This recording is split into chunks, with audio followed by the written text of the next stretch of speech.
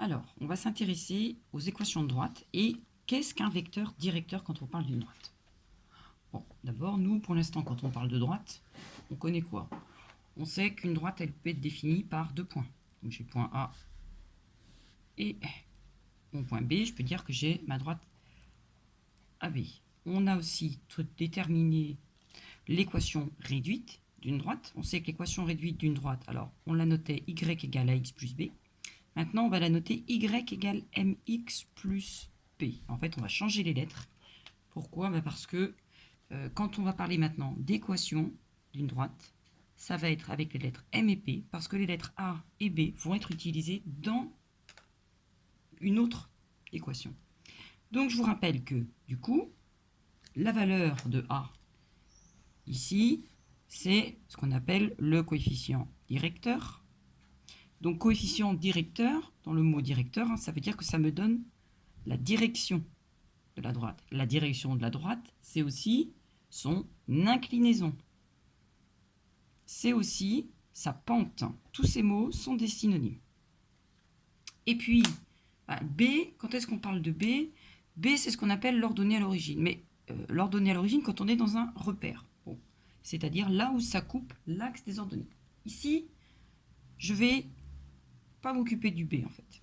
Donc maintenant, si je prends l'autre écriture, y égale mx plus p, le A, c'est le m. C'est-à-dire que m, c'est ce qu'on va utiliser pour appeler la pente, c'est-à-dire la direction. Donc, une droite, elle est définie par deux points. Elle a une équation réduite. Cette équation réduite, elle est unique. D'accord? Ça, on a déjà travaillé là-dessus. Et cette droite, elle peut, du coup, être caractérisée par quoi d'autre? Eh bien, elle a une particularité, c'est qu'elle a une inclinaison qui est importante. On la connaît, cette inclinaison, c'est la pente, c'est la direction.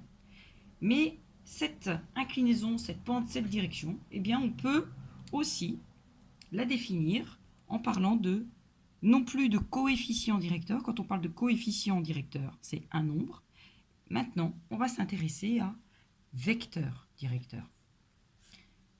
Vecteur directeur. Bon, vous savez qu'un vecteur, comme on est dans le plan, un vecteur est composé de deux coordonnées. D'accord? Deux coordonnées. Alors, du coup, ici, si je regarde ma droite AB, un vecteur directeur, c'est quoi? C'est un vecteur, n'importe lequel. C'est un vecteur qui a une seule chose en commun, qui a la même direction que la droite AB. Alors attention, hein, on dit que deux droites sont parallèles, mais que deux vecteurs sont collinéaires. Ce qui veut dire que ma droite AB, si je veux un vecteur qui a la même direction que la droite AB, je peux prendre directement, le plus simple, ça va être de prendre le vecteur AB. Le vecteur AB, étant donné que mes points A et B sont sur ma droite, je peux dire que mon vecteur AB est un vecteur directeur de ma droite. Mais est-ce que c'est le seul vecteur directeur? Non, puisqu'il suffit uniquement d'avoir la même direction. Ce qui veut dire que si je prends le vecteur BA, c'est-à-dire le vecteur qui est le vecteur opposé, le vecteur BA est aussi un vecteur directeur. Pourquoi? Parce qu'il a également la même direction que la droite AB. Et si je prends encore un autre vecteur, je prends un vecteur U, ici. Mais pas n'importe comment. Je prends le vecteur U de telle manière que mon vecteur U a la même direction, inclinaison que ma droite AB. Ça signifie quoi? Ça signifie que si je trace une droite qui passe par mon vecteur, et je place deux points, je vais placer C ici et D ici, un à l'origine et un à l'extrémité de mon vecteur, eh bien ça veut dire que mon vecteur CD qui est égal à mon vecteur U est collinéaire à mon vecteur AB. Ça veut dire que mes droites CD et AB sont parallèles, ça c'est un terme que vous connaissez bien. Eh bien, nous, ce qu'on va utiliser comme terme, c'est pas le mot parallèle, mais c'est même direction. Ce qui veut dire la même chose, c'est juste une autre façon de le dire. Je vous rappelle, hein, direction, c'est inclinaison. Effectivement, si elles sont parallèles, elles ont la même inclinaison, mes deux droites. Donc, les deux droites sont parallèles. Là, on est dans le domaine géométrique, on va dire. Maintenant, si on veut parler en termes de vecteur, c'est pas le mot parallèle qu'on va utiliser, mais ça veut dire exactement pareil. On va utiliser vecteur CD et AB sont collinéaires. Eh bien, ça signifie quoi? Que mes deux vecteurs sont collinéaires, c'est bien qu'ils ont la même direction, la même pente. Le sens peut être différent, la longueur, la norme peut être différente, mais ça, ce n'est pas un problème. Ce qui signifie que quand je cherche un vecteur directeur d'une droite, eh bien, la définition d'un vecteur directeur d'une droite, si je prends une droite D,